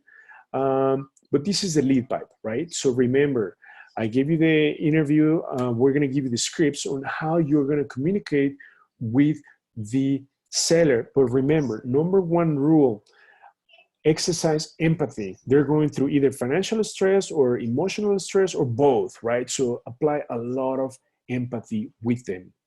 So now, here we give you the ARV. You always have the option right here on comms to create the ARV. So all you need to do here is click on search, and all the tips that I gave you earlier to go as far as a mile radius, plus minus 20%, square footage, 6 months back, everything is in here, right? So all you need to do is click search, and you're going to be able to pull some comps, recent comps. But we've done that for you up above. That is why we came up with the ARV. But you have the option to do it yourself right here, okay? Because we're going to pull all the comps on the map, and then you can further see what they are right here. So you can see the comps, view the details, so you can really dive into doing the comps. But we can help you do that, okay? This is one of the comps, right? So now we talked about the rehab estimate, okay? So when you get pictures from the seller or you actually go see the property, either way, we have a rehab estimator, okay? Right here, we have the major categories, exterior, interior, and then all you need to provide in this rehab estimator, plumbing, electrical, HVAC, and so forth, whether you are going to fix or replace, right here, repair or replace. You either check this off, you specify the quantity. We already specify what the cost of labor and material is. So you can just specify the quantity, the unit amount, and then it's going to compute the rehab for you, okay? So this is what you need to do when you look at the pictures, because right now we need to sort of do it virtually. You need to have an idea of what the rehab is going to be. But let me tell you, we give you a rehab estimate. This is just an estimate based on the location of the property and the size of the property. But this estimate has two assumptions: that it's light to medium, sort of like cosmetic, right? You only need to do painting, flooring, light fixtures, updating the kitchen, the bath. You're not putting a new roof. You're not doing a new electric, plumbing, HVAC systems. You're not doing none of that or touching foundation. It's just light to medium rehab, but you always need to have access to the property or pictures, okay, to come up with a more accurate. But at least we're giving you a rough idea, because remember, to compute your wholesale formula, we even do that for you. Remember the ARV times 70% minus rehab, we already give you that number. So this should be 154,000, okay? The formula, you don't need to compute anything. It is all right here. We give it to you right here. ARV, an estimate for the repairs, and the most you should offer for the wholesale price. It is right here. And guess what? The contract, it's even right here. Make an offer, right? So you are going to generate the contract that we went over earlier. Okay, so what this button does, this will just generate the contract for you. Right here is going to have your contact information, meaning your company name, few contingencies, and your signature and initial. So it's all right there with the click of a button. And if you scroll down, we have a wholesale tab. And in here, we're going to give you access to the contracts. So we have some assignment contracts. When you do the assignment, right here, assignment contracts. So everything that I showed is right here. Okay, but for those of you who want an email with the contract, we can also email you the contracts. Okay, if you don't want to come access the contracts right here, we can email the contracts to you if you're a DealVault member. Okay, so far we got in touch with the seller, in this case the hair. We came up with the offer. We made them an offer, right? So that's the offer. And then the next step is to wholesale the property, right? So who are we going to wholesale the property? What we're going to do for you is we're going to post the wholesale deal for you, and we're going to do a blast email to the entire network, over 10,000 real estate investors that we're going to wholesale the property to. So currently we have 47 wholesale deals active, okay? So we're going to help you promote your wholesale deal. Not only that, right here, cash buyers. We're going to give you access to the cash buyers. So these are people used to pay retail prices cash. So in this case, I need all the cash buyers from Park Ridge, okay? So let's find out how many we have. Not only we give you their contact information, but we're going to give you more details such as how many properties they bought, their contact information, when they bought it, how much they paid for it. We have 357 cash buyers, okay, right here. So we tell you the property they bought, who they are, and if I scroll to the right, when they bought it, how much they paid for it, and then if you click on their name, like the first one, Caroline, right? So we're gonna run the skip tracing, meaning pull their contact information. If we have that available, we'll give it to you. Sometimes we give it to you right here. They might have their phone number right here, but we're gonna give you both, all the contact information for the cash buyers, okay? So it is that simple, friends. Now, I told you about resources that you need. You need an attorney that knows how to do double closings and assignments. So our preferred attorney is Gary Davidson from Castle Law. He knows inside out how to do assignments, double closings. He'll guarantee that your deal is successful, okay? In case you need an inspector, okay, we have George as the preferred inspector. If you want to inspect the property by somebody professional, it's not required, it's advisable. And then you can also provide this report to your end buyer. Okay, now once you have a property in the contract, we will be able to help you create a flyer, a very nice flyer. So all you need to do is fill this information out, upload some pictures, and when you click on generate, we're going to generate a flyer, a PDF flyer with the pictures, with all the description, all the specifications that you provided right here. And we're going to be able to email that to the cash buyers. Okay, so we just want to simplify the process.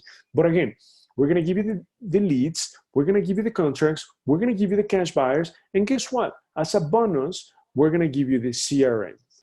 Okay, so we have built our own proprietary CRM right here. ChicagoDealVaultCRM.com. So if you don't have access to it and you're a DealVault member, we're going to give you access for the next 30 days. So right here. Through here, you're going to be able to keep track of your buyer leads, seller leads. Also, through the CRM, we can build a website for you. Okay, what I suggest, we can build it in seconds for you, but I suggest to use carrot.com. The reason why is because they also do the SEO, search engine optimization for you, which is huge because then you don't need to spend on marketing or pay-per-click in AdWords for your website. So that is the only difference why I would use Carrot. But if you don't want to, we can create one for you. So this is where you can add or look up your leads, okay? So here you have your leads, your buyers, we create reports, and then we even have a calendar or tasks, right? Let's say I have an appointment.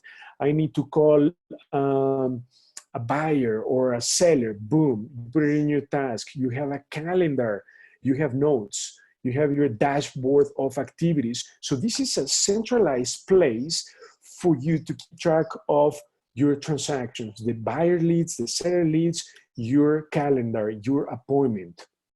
Okay, so this is also part of DealVault, but it's not inside DealVault. This is a different website. It's ChicagoDealVaultCRM.com, okay? So if you don't have access, we'll give you access for the next 30 days for free, okay? So having said that, friends, I want to make sure that I cover any questions. Are there any questions that you may have? So this is just in a nutshell how quickly, how easy it is to get leads, get the contracts, and also find the cash buyers. And on top of that, we also have the CRM for you to track all your information. So there's a question, are you suggesting all the wholesale properties in DealVault are good deals? No, that's a great question. So all the wholesale deals, are they good deals? Every investor has different criteria, and different numbers, right? So what's good for me may not be good for somebody else. And not only that, but also let's say the neighborhood, right? For instance, because we live by O'Hare, we don't invest in the South. So this property is in the South. So this might be a great deal for somebody in the South, but for us, we don't even look at properties in the South because it's over 15 miles away. So what's good for me may not be good for you, and vice versa. And then price-wise, so let me tell you, estimated, this is the estimated ARV, 210, asking price, they're asking for $55,000. It's a 3-bedroom, 1-bath, and then I'm curious to know the repairs. It's a Go Rehab right here, Go Rehab. So right off the bat, even if this property was in Schiller Park, we would skip it altogether. Why? Because we like to focus on light to medium rehabs. We don't want to spend over $30,000, $35,000 on rehab, right? But guess what? That's just us. We want to focus on rentals. But there are some flippers in DealVault who have a construction background. So guess what? A good rehab, it's just fine for them, but not for us. Does that make sense? So what's good for me or for you is not good for other people. So this might be an awesome deal for somebody in the South with construction background, but not for me. Does that make sense? Or does that answer your question? So not all the deals in wholesale deals under DealVault are good for you, but it could be good for somebody else. Now, another question, do you have title companies that do double closes? Yes. Fidelity does double closing. And then, so we work with Desiree from Fidelity. That's our preferred title company, okay? Chicago Title does also double closing. So those are the two major ones, Fidelity and Chicago Title, okay? We work with both, so we can put you in touch with both of them, okay? So that's not that should be simple. Another question, How often does DealVault update the database? We update the database daily, okay? But keep in mind, because of the crisis right now, the courthouses are closed, right? So we're still getting some updates for pre-foreclosures, but they are small, right? Usually we get over 50 daily. So right now we're getting maybe 20, 30, 10, 15. So the number is smaller, right? Because many courthouses are closed. So keep that in mind. But in 3 to 6 months, there's going to be a huge wave of pre-foreclosures coming into the market. So this is the perfect time to do wholesaling, okay? It's just absolutely one of the best exit strategies that you can think of right now because of the financial crisis that we're suffering right now, okay? So please do wholesaling as part of your either flipping or rental strategy. Another question, they currently, are they closing on properties? They currently closing on properties. Are you talking about, oh yeah, right now, for sure. Right now there are lenders who are lending, such as Barnett, Patch of Land, Home Lending. There are others that are not lending, and then Homebridge is also lending, it's conventional. There are other lenders that are not lending, such as constructive loans, for instance. So Bank of America as well, they have a freeze, Renovo. So there are many lenders that are still on hold right now, but others are lending. So there are still closings happening So are as they we still, speak, okay? are they doing double closings?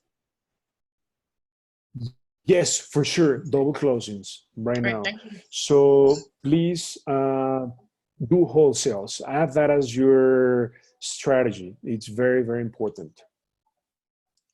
Okay, are there any questions? Yes. Does the cash buyers list can see the wholesale list inside? No. So the cash buyers that we give you, they don't have access to our wholesale deals, okay? But this is where you come into the picture. We can help you, right?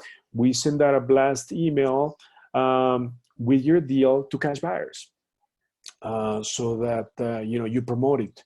We make it available. So we do a blast email to the entire network, over 10,000 investors. So they know about your deal. Another question is, do you have any idea when those lenders will resume lending? It's hard to tell. Some have told me that not any time before June, okay? So nothing in May for sure. They may start in June, and also the requirements are going to change. So they're going to ask, their loan to value is going to be about 60, 65%. So you really need to have a lot of equity on the deal, right? Because they're going to lend up to 65% of the ARV, okay? So another reason to obviously emphasize the two factors that you need, equity and motivation, okay? Because if you decide to, let's say, purchase a property or for your future cash buyers, they're going to need to have 65 to at least LTV. So a lot of equity in the property for funding. They're going to require higher FICO scores. 7 now, I've heard some are doing 720 FICO scores, primarily for residential, conventional, or refinances.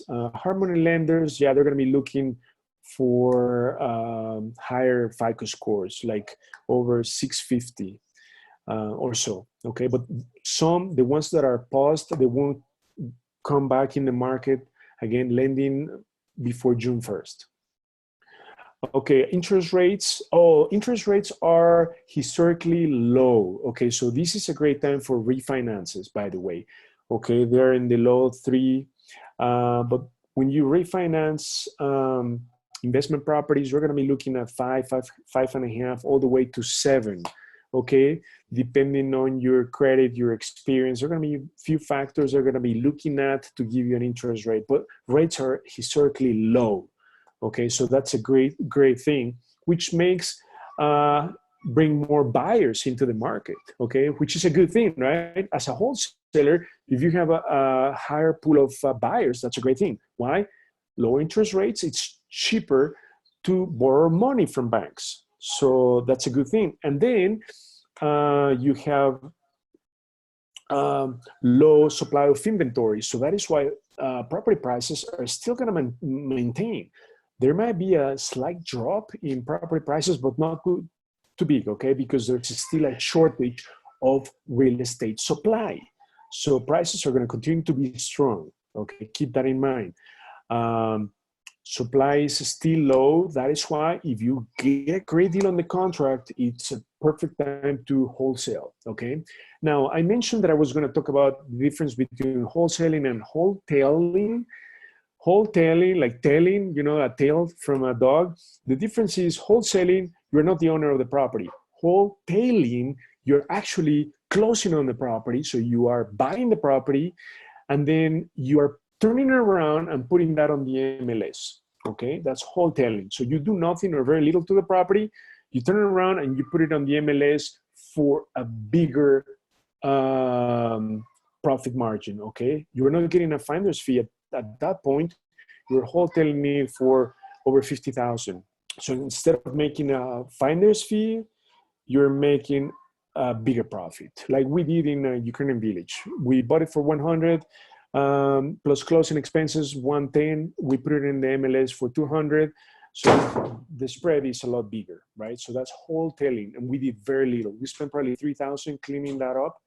So that's the big difference between wholesaling and wholetailing. So wholetailing, you do have to have the funds to close on the property. Another question is, I need to log off. Will the video? Yes, it's going to be recorded, so it's going to be sent out. And then can you do more wholetailing? Yeah, of course. Yeah, if you have funding, you can do the wholetailing. Don't banks want seasoning on the property that you're giving a loan of? Yeah, if you want to refinance, some want at least 6 months for seasoning, okay? Now, for those of you who don't have access to DealVault, I want to give it to you for free, okay? I want to make sure that I give you the CRM, the DealVault for free, the contracts. You know, I'm going to give you 2 contracts, the purchase contracts and the assignment contract. I'm going to give that to you for free. Also, the scripts that you need to rehearse 3 times a day so that you're comfortable on the phone, that you don't sound like a robot, okay? So if you're a DealVault member, please send us an email to ChicagoDealVault.com, and we're going to send you contracts, scripts, and give you access to the CRM for the next 30 days. Okay, send us an email and ask us for the contracts, the scripts, and I already at the beginning of the webinar sent you the video of the live interview between Dan Carlton and Tommy, right? They were role-playing the seller and the wholesaler, okay? Please make sure you watch that. I also sent you the script of that interview. And then if you don't have access to DealVault, let me give it to you right now. For free, you can access DealVault for free for the next 30 minutes. So I'm gonna take you to the sign-up form, and then I'm gonna give you the promo code. Okay, I wanna make sure that you get it for free for the next 30 days.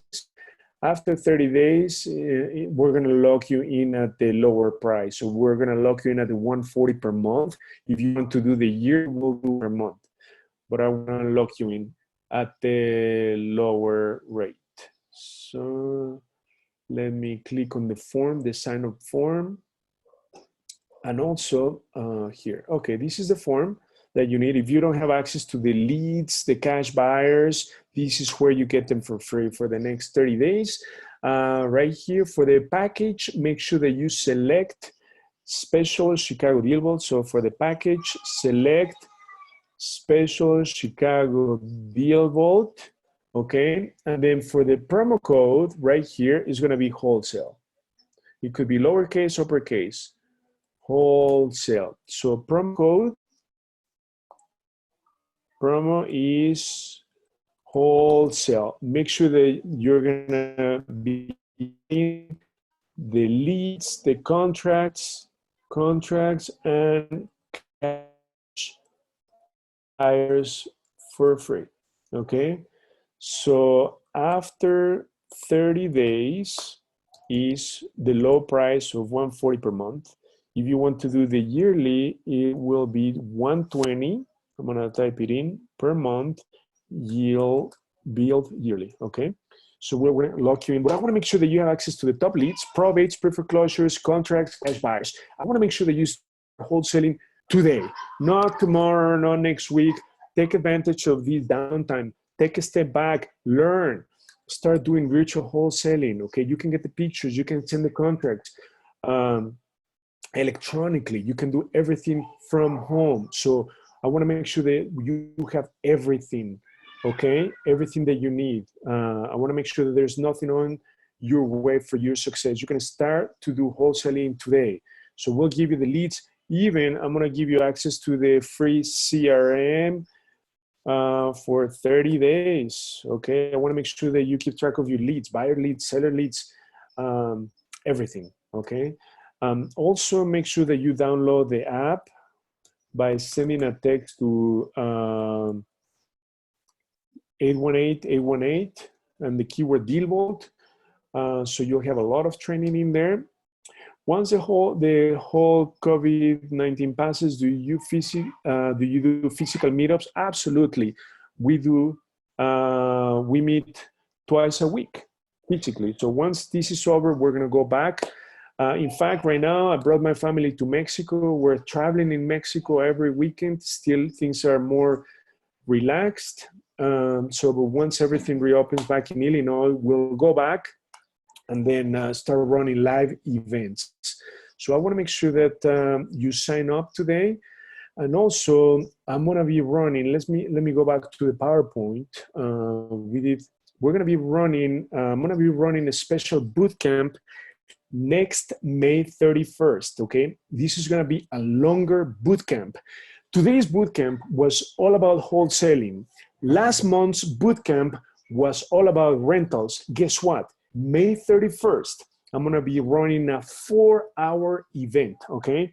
It's gonna be on, we're gonna be covering wholesales, fix and flips, and rentals. So it's gonna be the whole enchilada, okay? I'm gonna give you the A through Z blueprint. We're gonna give you all our top secrets, how you can build $1 million rental empire, but also we're gonna be covering wholesaling tips and also fix and flip, okay? We've done a few fix and flips, we've done several hotels. I wanna make sure that you have it all, okay? May 31st, okay? That's gonna be very, very important. So that's gonna be on a Sunday. Make sure that you save this date. We're gonna be covering everything from wholesaling, what we did today, some live examples. We're gonna be doing the fix and flip. We're gonna be doing rentals. I wanna make sure that you build wealth in real estate by doing rentals. So we're gonna be running a bootcamp, the whole thing, okay? All 3 strategies. So this is just some of the things that you're gonna be learning on May 31st. Wholesaling basics, the marketing strategies, cold calling scripts, motivated seller list, getting your ARV, successful closing practices, virtual wholesaling. We're gonna be covering more on wholesaling. And then we're gonna give you the software, right? For the CRM, the leads. Also, we're gonna be covering deal automation, right? Negotiation tips, funding tips. We're gonna be covering a lot of on funding. And then how to build your cash flow empire, building $1 million portfolio, understanding hot markets, I'm gonna be covering for fix and flip, we're gonna be talking about contractors, right? Contracts, the different contractors. We're gonna be sharing our contractors with you as well. So that's gonna be very powerful. I wanna make sure that you have the great resources. And then obviously access to the CRM. We're gonna give you the secret formula for recycling money, right? To build an empire. So this is all we're gonna be covering, including the hot markets on May 31st. So make sure that you register for that event. We have that in our meetup, okay? It's gonna be very important, May 31st. So we'll give you pretty much everything, A through Z blueprint of financial freedom. So it's all you're gonna get on May 31st. So it's going to be about a 4-hour event. We're going to be taking breaks along the way, but you're going to have everything from hidden deals, gray markets, or understanding flipping rental markets A through Z. Okay, so it's all in this event, May 31st, that we're going to give you everything right here, because this is what we built. So I'm going to give it all to you, friends. So I want to make sure that you sign up. If you don't have all these resources, please sign up today. I gave you the instructions, and I'm going to remain on the line for the next 5 minutes to help you sign up. Make sure I answer all your questions. So another question is, I'm already a member. How do I access the CRM? Please send us an email. We'll give you the credentials for the CRM.